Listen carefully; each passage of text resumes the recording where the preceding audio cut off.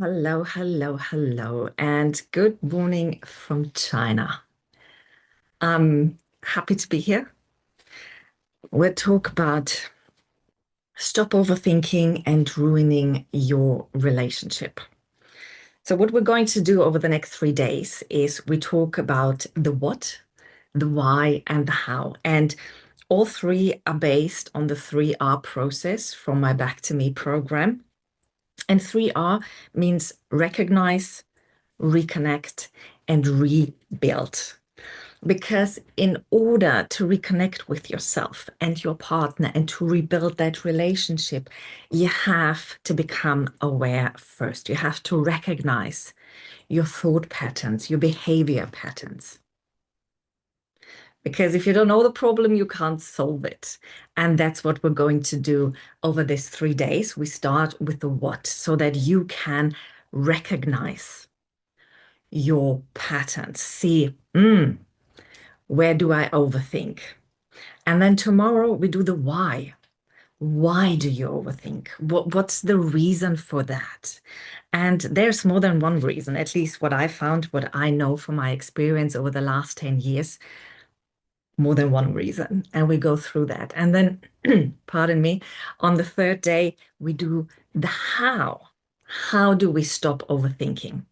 And because everyone's different, different tools, different techniques, different reprogramming patterns work for different people. So I want you to be open and just try and see how it goes and adapt, throw it away, try something different. It's all trial and error. I can tell from my own experience when I started this journey, when I became aware of my patterns in my relationship and how they influence my relationship, how I created this relationship. I tried, I failed, I got up and I tried different things. That's the beauty of it. At least that's what I think, what my belief is, that there is so much out there that you can try and that you can see how does it work for me? How does it feel? How does my energy flow with it? Because what we don't want to do is that you try something and you feel like this just isn't working for me for some reason. We become aware of that reason. And then we try something different and not stuck in, oh no, this isn't working, blaming, shaming, judging ourselves. That's not what we're here for. So let's start. And what I would like you to do is during this workshop today, the what workshop, I want you to rate yourself. So I prepared a couple of examples on showing you what does it look like to overthink. And what I want you to do is I want you to rate yourself on a scale of 1 to 4. I put it in the chat box. Where is my mouse? Here it is. And I want you to be honest with yourself. This is just for you.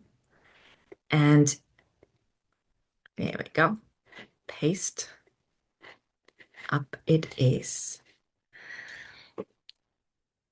I want you to be honest with yourself because that's where it starts. If you continue trying to find excuses for your behavior, trying to find justifications for your behavior, that's not honesty. That's just finding a way out. But I want you to be honest, even if you don't like it, which might be the case, which probably is the case, but that's okay.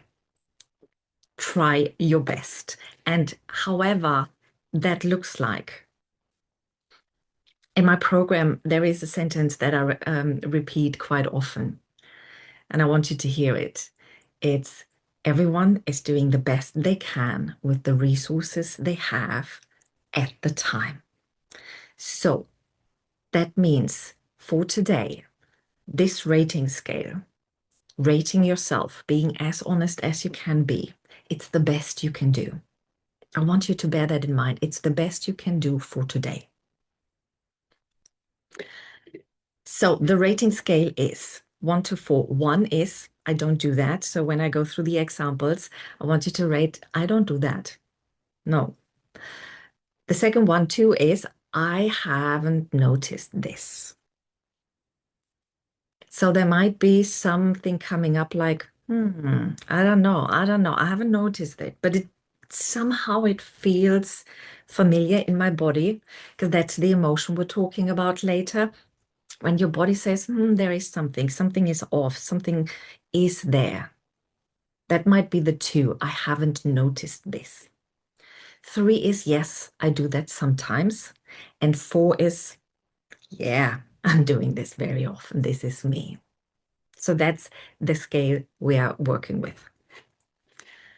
So let's start with the first example, or the first problem area, as you can call it. It is erodes trust and confidence. So overthinking erodes trust and confidence. And you might be surprised, because often when we talk about trust in your partner. But what we forget is that it starts with yourself. If you don't trust yourself, then it will show. And it's not just your behavior, it's not just your thought patterns, it's also your energy. And that makes your partner doubt. Even though when you don't trust yourself, so that means you second guess your partner's words or actions, suspect motives, assume the worst, which creates reactive behaviors and demands for reassurance or accusations. So that's what you do. You don't trust yourself in the sense of, I'm not trusting myself that I can deal with it. This. I don't trust myself that I'm able to go through this. I'm not trusting myself to be able to handle whatever comes next. So the trust starts with yourself. Overthinking is a symptom of not trusting yourself to deal with when you have that feeling, or maybe just you assume that your partner is going to hurt you, is going to cheat on you, is going to lie to you. You're not trusting yourself that you can handle it, that you can, worst case scenario, say, this is it. I'm leaving. Whatever comes next, I can handle it. You don't have that trust. You don't might even have that trust that you find someone else after that relationship, because you might think that you're not good enough. There's no one out there. So overthinking erodes the trust in yourself. And with that, with your behavior that you then display, because your thoughts create your reality. So when you don't trust yourself, even though you might not be aware that you're not trusting yourself, but you're overthinking, then it shows, your actions show in your relationship. And then your partner might not trust you. Say, okay, I might not tell her this or him this, because this is what I get. I don't trust them to listen to me. I don't trust them to be there for me. I don't trust them not to pick a fight. And of course, that's the spiral then. You don't trust yourself. You display that even unconsciously. They pick up on that, on it. They distance themselves. They hold back. And then there's more for you to worry. So that spirals then into even more. And of course, that lack of trust in yourself and or in your partner often comes from past trauma that you haven't dealt with, healed from, that you haven't, I like to say, felt through, because that's what it's all about. Just feel it, don't push it away. Feel it, stick with it, stay with it, and it becomes less. And when past trauma has happened, past betrayal, the trust in yourself is the main reason why you can't continue, why you carry that with you. I know it from my own experience. That thought, that one thought that went through my head, how could I not see this coming? How did I not notice this? And that's the trust in myself that is broken, that I was unable to see it, to feel it, to notice it. I just walked straight into it. And after it was like, how didn't I see this? And that's the trust that you have to rebuild. And back to me is there for you to rebuild that trust. But this is the what. So past trauma, they lead into it. And I made a note here on my notes that I once had a friend and she was in a relationship and that relationship wasn't going that well. And they got divorced in the end. And she was so afraid that her next relationship would be like that, that she would feel the same, that she will have the same doubts, that she would have the same trust issues, that she would have the same behavioral patterns in being very passive aggressive. And what I said to her at the time is, you are not the same person. Because when you have these thoughts, you have awareness, particularly when it's about your patterns. What did you do? How did you contribute to that relationship?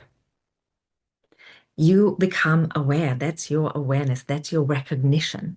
Like, hey, I'm part of it. It's not just my partner. And I said to her, you are not the same person.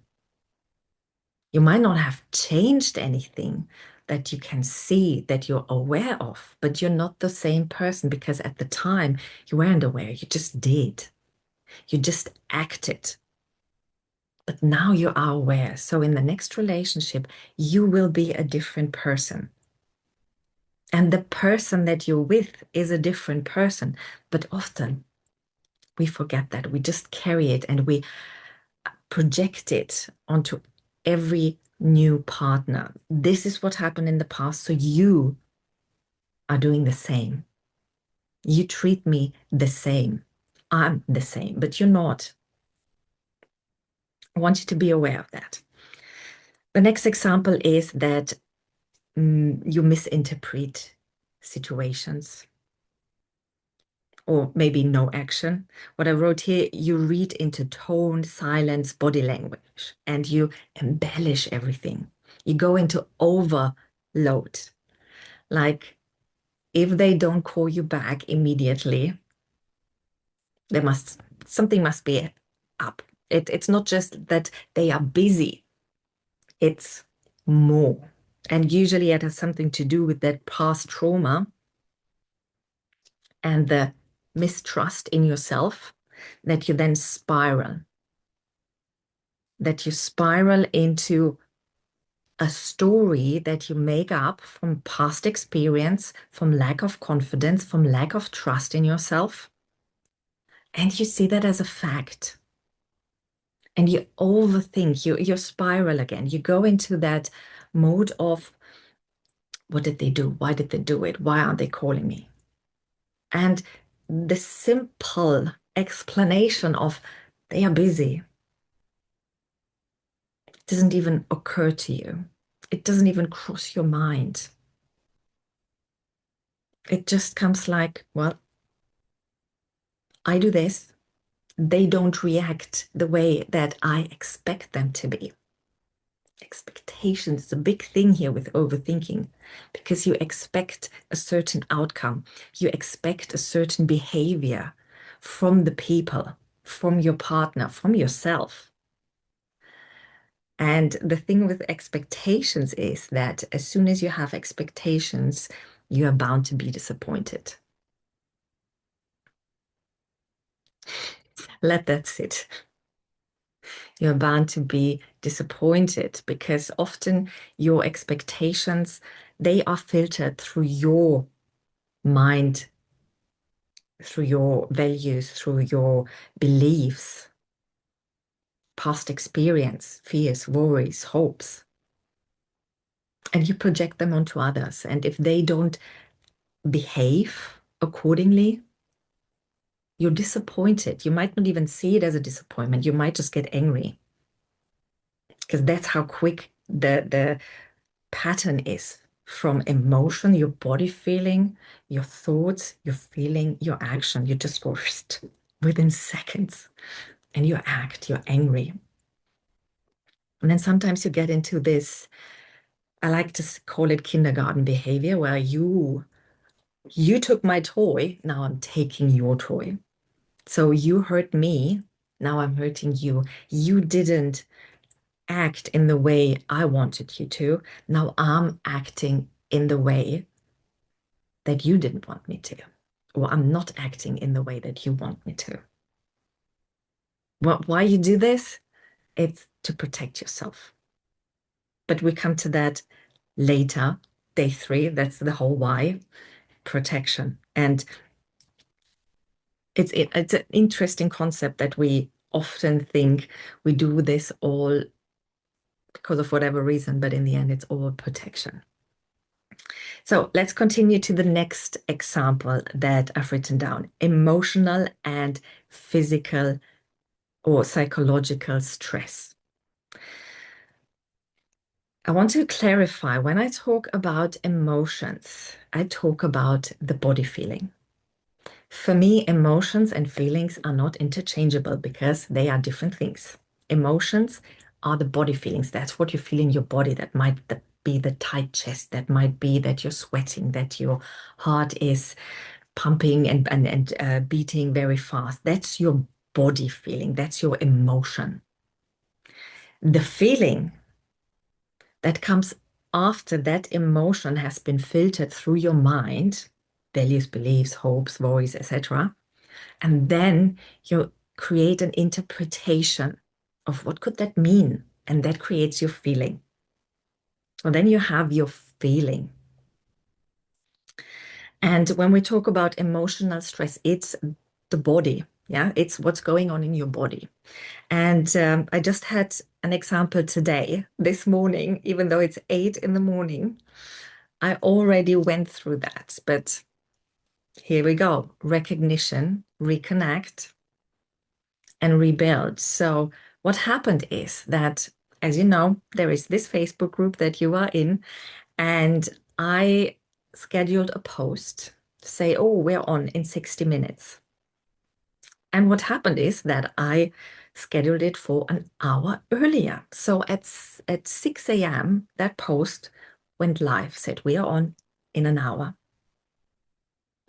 And when I saw that, I was, Now here's the thing. A couple of years ago, when I would have seen that, I would have spiraled. I would have thought that, wow, so unprofessional. Oh, no one will turn up. Oh, misinformation. Oh my God, what do they think? I would have spiraled, and the lead up, the build up, the preparation for this workshop to start would have gone down the drains. And I would have come here to this workshop today and be full of self-blame and self-shame. And I would have put it on me. Why didn't you pay attention? Why did you do that? And it probably would have ruined my energy, the way I'm talking to you. But today, when I saw that, I was like, well, I made a mistake. Full stop. That's it. Nothing more, nothing less. No self-blame, no self-shame, no judgment. Just, okay. This is what I did. This is the consequence. That's it. There's no need to shame and blame and judge yourself because it's in the past. But we forget that. We now think that we're the center of the world and everything is going down the drain because we made a mistake. And that causes physical stress, that causes overthinking. But that goes back to that self-trust that I talked about in the beginning, that when you trust yourself, just saying, I'm human, I make mistakes, and you not even need to do that. You don't even need to have that justification that you're human and that you make mistakes because it's a given. When you can do that, when you have that trust in yourself, this emotional and physical and mental stress goes away. And if it doesn't go away at the beginning, that's because you're not used to it. You have that pattern. You're a master of the pattern that you created. You're a master of overthinking. You trained yourself to overthink. And now me coming here saying, ooh, you don't need to. This is why you do it. This is the what. How does it look like? And then when we talk about the why and the how, it will still be foreign to you because you're a master in overthinking. Your brain is trained so well. You did that over years, decades. You're a master. And now with this, you start as an apprentice. So you go back to the beginning and see, oh, let's recognize my patterns. Let's see where this is coming from. How does it look like? Let's see what I do. And that might be news to you. You might not be aware of it. And that's all there is. So you start new and you build up to that master level over the next days, weeks, months, years. It takes time. That's all I'm saying. Long story short, it takes time. Be aware that you're a master in overthinking. Stopping overthinking, news to you. You're an apprentice. Back to the beginning. And to get to that master level again, like it did with the overthinking, it takes time. But you get there. Give yourself the time. Another example I've written down is attachment, self-esteem complications. So what that means is that you seek external validation, that you rate yourself on how your relationship is going. If your relationship isn't going well, if you have a lot of fights, you put it on yourself that there must be something wrong with me. There is something that's wrong with them. So it's always external. When your relationship is going well, I did something good. If your partner is angry with you, you can't hold that space. That what happens when you overthink, when you get into an argument, a disagreement.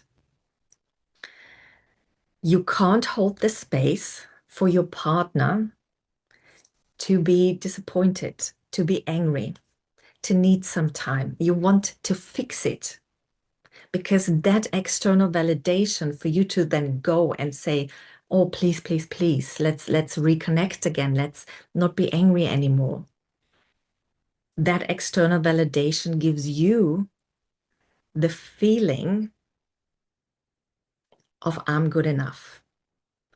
I'm worth loving. I can now stop overthinking.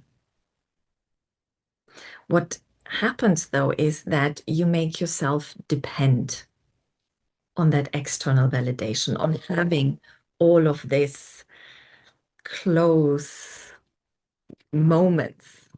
It often happens when you're a people pleaser, that this is a very natural behavior for people pleaser to make everyone happy around them.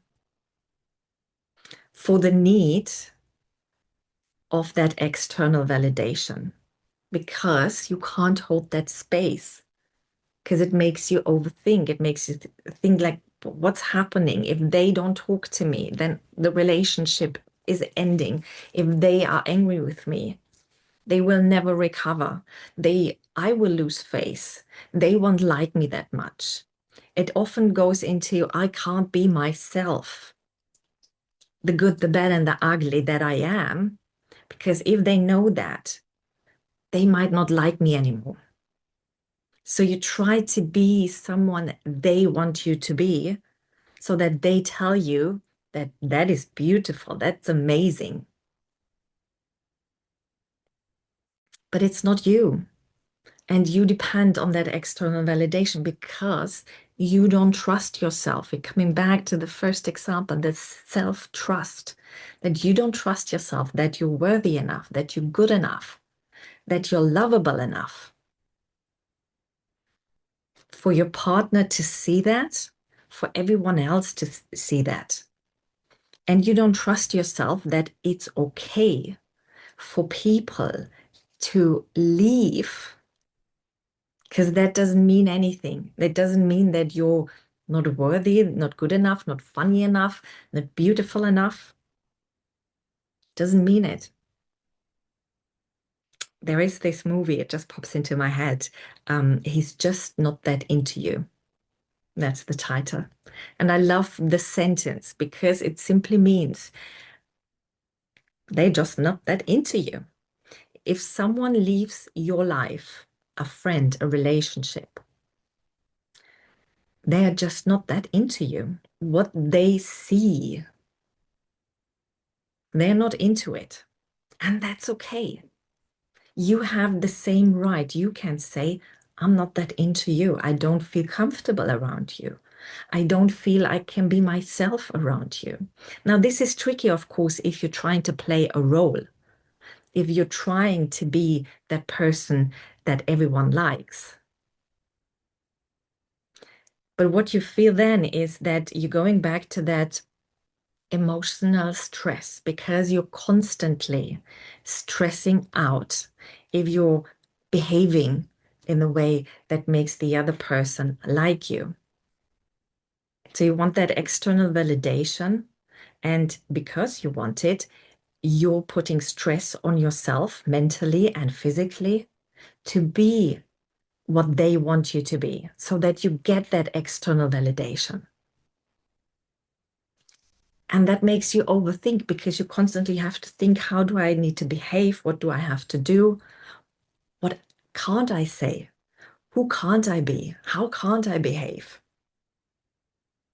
And if you behave like you would love to behave, like it's your natural thing and not the thing that you trained yourself, talking about that, what's been there from the beginning, from when you were born. If you let that out and you get the external validation is negative, rejecting, you blame yourself, you shame yourself, you judge yourself. You tell yourself probably, no, it's not a good thing to be like that. I need to be different. And the word need itself puts pressure on your body. When I work with my clients one-on-one, that's particularly because then we're so close. And then I tell them, when they say, I need to do this, I tell them, no, apart from dying, you don't need to do anything. That's the only thing you need to do. At one point, you will die. You need to die to one point. But apart from that, you don't need to do anything. It's all about consequences. It's all about choices. Because when you say, I need to behave differently, what you're actually saying is that if I behave in the way that I would love to, that feels the most natural to me, the consequence I get is rejection. I don't like that consequence. So I'm making the choice to behave in an unnatural way, in that trained way, so that this consequence that I don't like doesn't happen. That's all there is. That's what you're doing. I go into more detail in the Back to Me program where I explain in detail how choices and consequences work together. That's always a choice. And that Let's talk about choices because overthinking impairs your decision making because you overthink. You're thinking about those consequences. You don't like them. And then you think, but if I do this, so it becomes like every choice becomes a chore because you don't trust yourself. Again, self-trusting, always coming back to that self-trust. When you overthink, your decision making spirals. You don't make a decision, and every decision you make, you wonder, might even believe that it's the wrong decision. And here's another thing, in more detail and back to me, that every choice you make is the right choice because you don't know what would have happened if you would have chosen differently. You just don't. But your brain believes that if you would have chosen differently, if your choice would have been a different one, it would have been better in whatever way, but it wouldn't have had that consequence. Now, here's the thing, if you make a choice with the awareness that it's my choice and I don't want that consequence, therefore I make this choice, there's no need for overthinking because you become aware, you recognize your pattern, and you can make that choice deliberately. But you might not be there. Yeah, overthinking means that you are not there. For you, it's like this is happening to me. I have no control. So whatever choice I'm making, I wonder if it's the wrong choice. And that holds you back, particularly if you have your own business. This is a big one because you have to make so many choices, you have so many decisions, and you overthink each one of them. You wonder, you fall into that judgment that, oh my God, why can't I do this? Why am I like this? What if? And you lose the clarity that every choice you make is the best choice you can make in this moment with all the resources you have at the time. Yeah. That sentence, I think it's golden.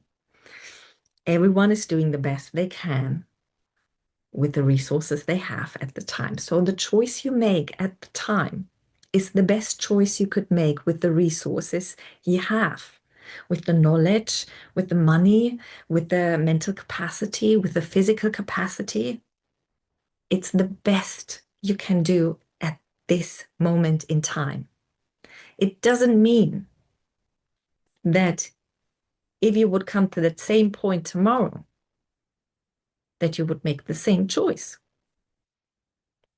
It just means today. Because today, this is what we have. This is acceptance. This is what we talk, what it is when we talk about acceptance, to accept the here and now, what we have, the inventory that like, yeah, this is all there is for now in this moment of time. And it doesn't mean that we stand still. Acceptance doesn't mean that we never change, that we deem it as good or bad, or that we just stay here and don't grow. It just means we accept the here and now, that this is what we're dealing with today. So, what else do I have? Oh, I have compromised presence. Yes, the overthinking. I had last week 2 one-on-one clients. Same sentence. They both said in 2 years' time, because as you may know, I'm here in China, expert, and they both were expert clients. So they will leave China, both of them, in a year or in 2 years. And they said in the session in front of me, telling me they don't know what they're going to do when they go back to wherever they go back. Again, it's in more than a year or in 2 years.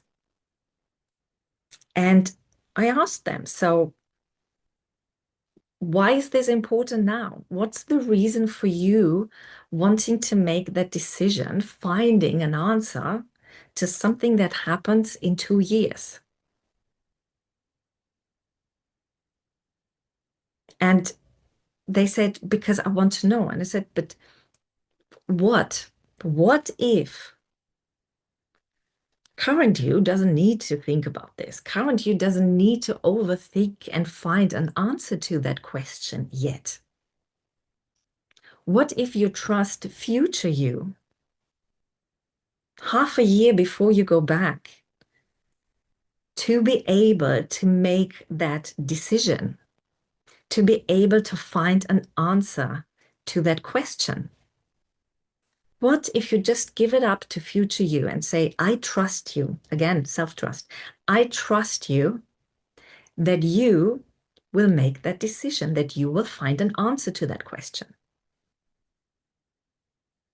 What happened for both of them is they like said, oh my God, it's like a whole bunch of stones just fell off my shoulders. It's such a relief to let that go, to not have to think about it, not to find an answer right now. Because again, today, you're a different person than the person you will be in 2 years. So that if you make a decision now, a choice now, for then, it might not fit anymore. And yes, you can argue that you say, okay, I want to do that. So I need to prepare. I need to get a qualification, look into it, whatever. Yes, that's true. But the thing is, for both of them in this case, it wasn't the case. They had all the qualification. They had all they need for then. And because they now didn't know what they wanted, it was just about what job am I looking for then? And even if there is a qualification, even if there is something you need to prepare for, if you don't know it today, why not leave it for then? Because what happens if you take all of that on and try to carry it, try to make decision, even though everything is telling you, right now, I don't know. It takes away from the presence. It takes away from where you are now. It takes away from experiencing the present moment. The present moment with yourself, with your children, with your partner, with your friends. It takes away from that. And you're just in that future or past mode. Overthinking often comes down to not being in the present. You're just thinking about the future, the consequences, or you're thinking about the past. The past is what you blame yourself on. The judgment comes from the past, from what did you do then? What did they do then? So that gets judged and you carry that with you, but you're not present. You're not seeing what is right in front of you. What you see is the past and how that past can influence your future. What you don't see is the here and now. What you don't see is that your partner is now looking at you, wanting to take you into their arms, want to be there for you, want to listen to you. Because you're still in that past experience, can't let it go because they did that. And they might do it now as well. And even if it's not the same person, you still like, no. And then you go into the future. So the present gets ignored. But the present is where the magic happens. The present is where you raise that awareness. The present is where you reconnect with yourself and your partner. And the present is where you rebuild the relationship. It doesn't happen in the past. It doesn't happen in the future. It happens in the present. And by overthinking, by staying in that past and going into that future. You don't have space, mental space to be in the present, to experience what's around you.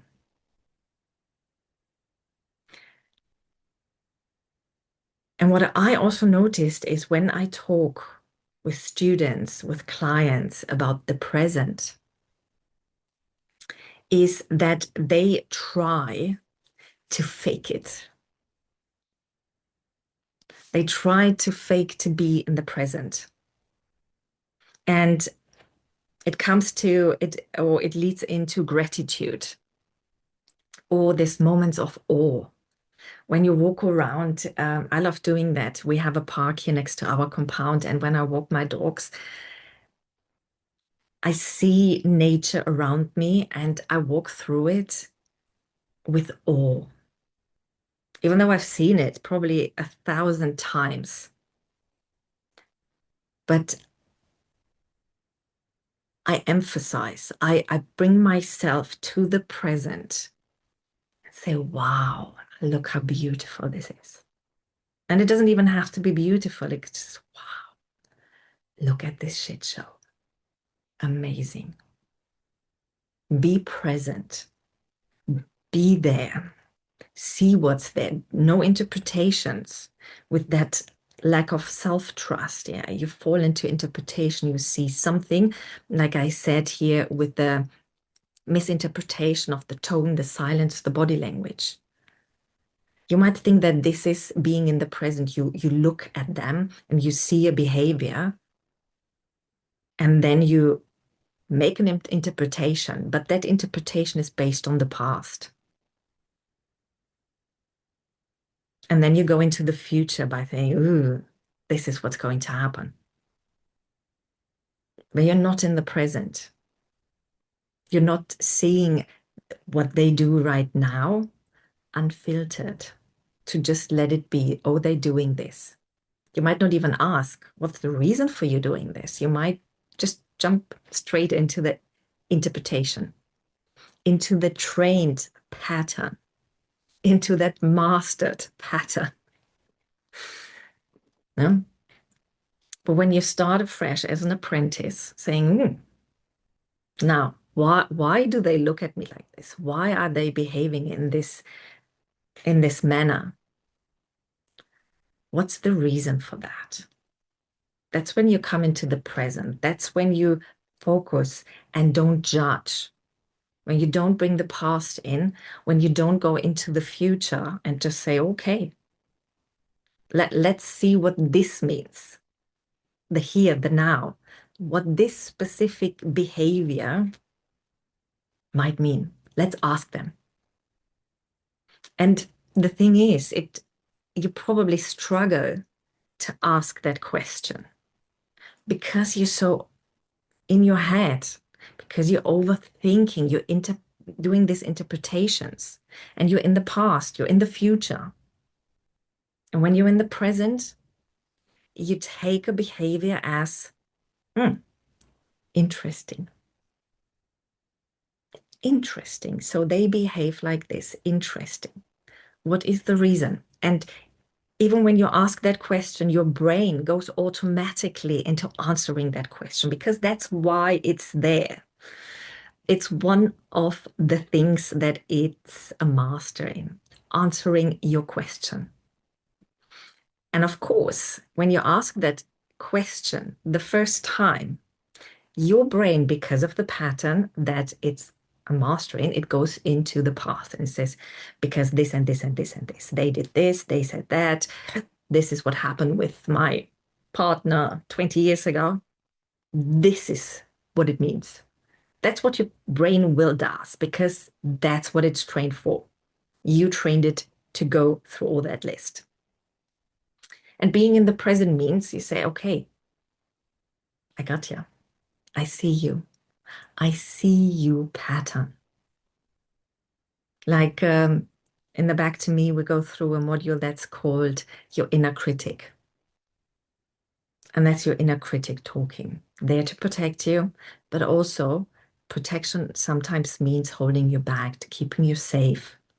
And keeping you safe from emotional harm means staying in the past, trying to avoid what happened in the past in the present, in the presence. And your inner critic, mine, there is a visualization in the program. Mine is called Lucy. And so Lucy would then come up and say, when I ask that question in my head, it's like, what's the reason for them behaving like that? Lucy would say, well, don't you remember 5 years ago in that situation, they behaved like that. And the reason then was because of that. And because you probably identify yourself with that thought pattern, with your inner critic, like I did years ago. I thought, this is just me, until I realized this is part of me.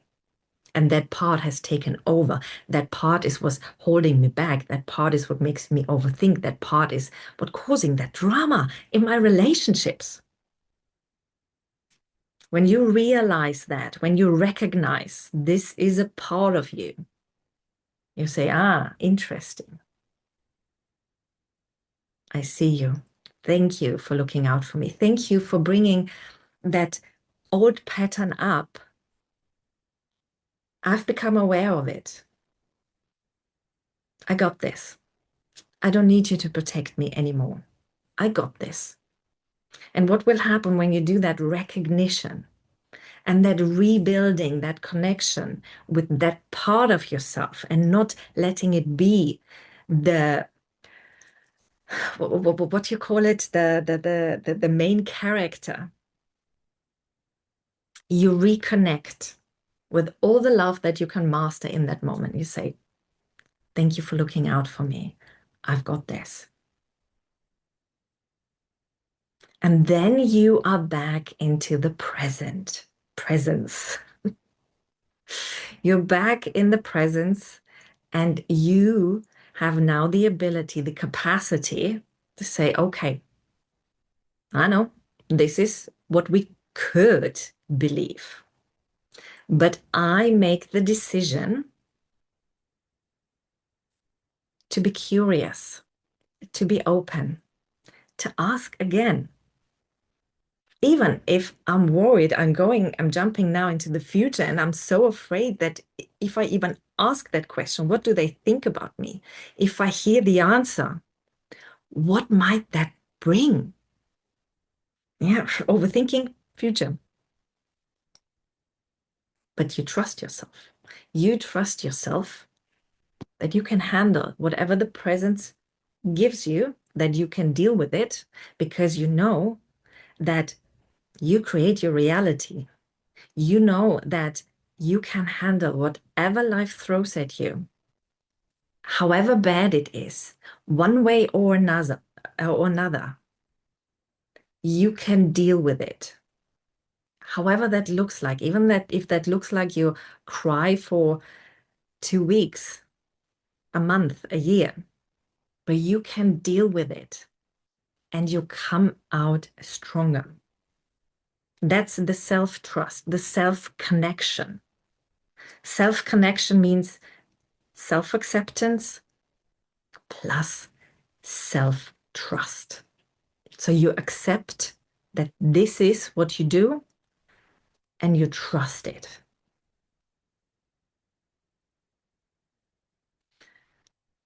So be present, see what's in front of you.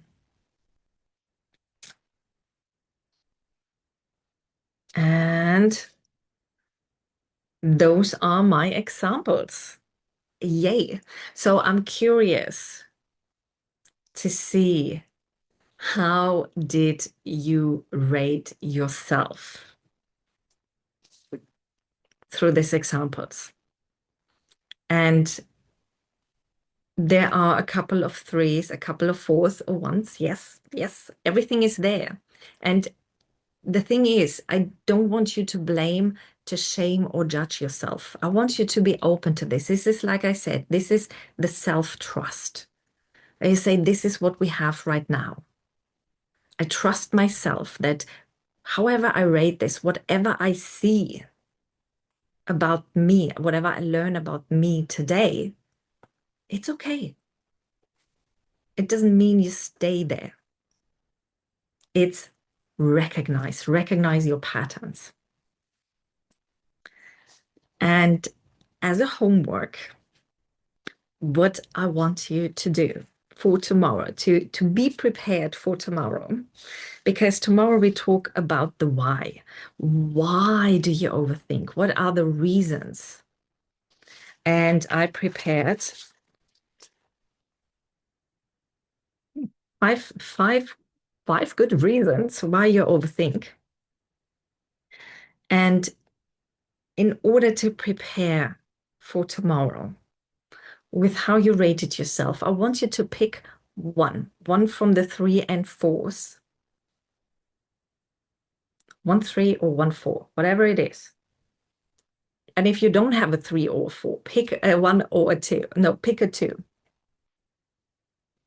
I haven't noticed this. Well, if you haven't noticed this in you, yeah, it doesn't work. It doesn't work with 1 and 2. It only works with the 3 and 4. So forget what I said, 3 and 4. Pick the 3 or the 4 and ask yourself this question over the day. It's not a sit down and think about it. It's, like I said, your brain loves to answer questions. So let's give it something to do. Ask yourself the question, what is the reason for me doing X, Y, Z?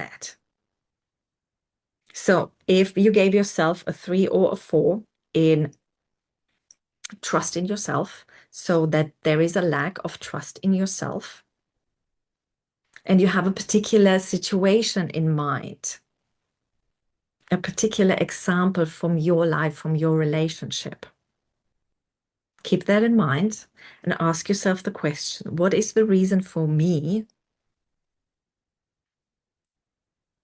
having that lack of trust? Now, we go a bit into NLP because this is important. When you ask that question, don't ask the question in the sense of what is the reason for me not trusting myself. Your brain can't handle the not. It doesn't really know what to do with it. It's like a ship without a captain. It's just like all over the place.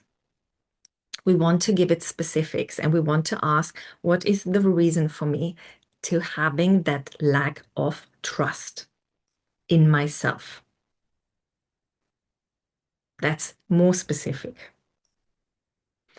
So ask yourself, let your brain do its magic. And you can ask that question just once and then forget about it. Your brain will work in the back and there will stuff come up randomly. And then write it down, do a voice message to yourself, whatever it is, just put it somewhere so that tomorrow we can come back to it, particularly on day 3 when you talk about the how. How can you stop overthinking? You can use that when you know the why. Because there might be a how that works better for your why. So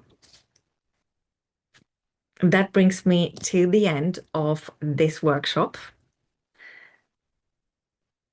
And I hope you enjoyed it. I hope you got something out of it. If you want more, if you say now, oh my God, this is so amazing, I want to go deeper. I want to become more aware of my patterns. I want to recognize, rebuild, and reconnect. Then I put the link to the Back to Me here in the notes.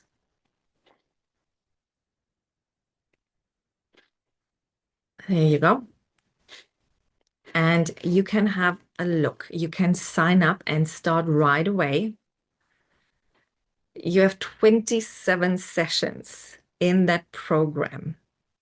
You can go through them, and I urge you to go through them one a week. Now, this might sound like, oh my God, I won't get any results for the next 6 months. No. The beauty is the recognition phase. That's the most important one. Because as soon as you recognize your patterns, as soon as you know what is going on with yourself, the magic happens already. And reconnecting and rebuilding is just a way to help you bring that into fruition. But as soon as you become aware, change is happening already. And of course, we have the weekly sessions where you can ask all the questions, where you get life coaching with me, yeah, where we get you unstuck and also answer any questions you have about the program. And you have the community. So go deeper. It's worth it because I like to say, because I believe so much in this sentence, that you're the only person you spend the rest of your life with 24/7. Every single fucking second. Invest the time in yourself to create a relationship with yourself that is so magical, that elevates your frequency. Your energy will go through the roof. And with that, every relationship in your life will rise. That's just the law. And that's the beauty. Because you pour into your cup, and with that, you automatically pour into every other person's cup. And yes, there people will leave your life because of that, but it won't matter to you in the sense that you see they're just not that into you, and you're okay with that. Even though it hurts, I've been there, gone through that. But it's okay. They're not ready, you're not ready. They might not be ready to come up to you, and you might not be ready to go down anymore.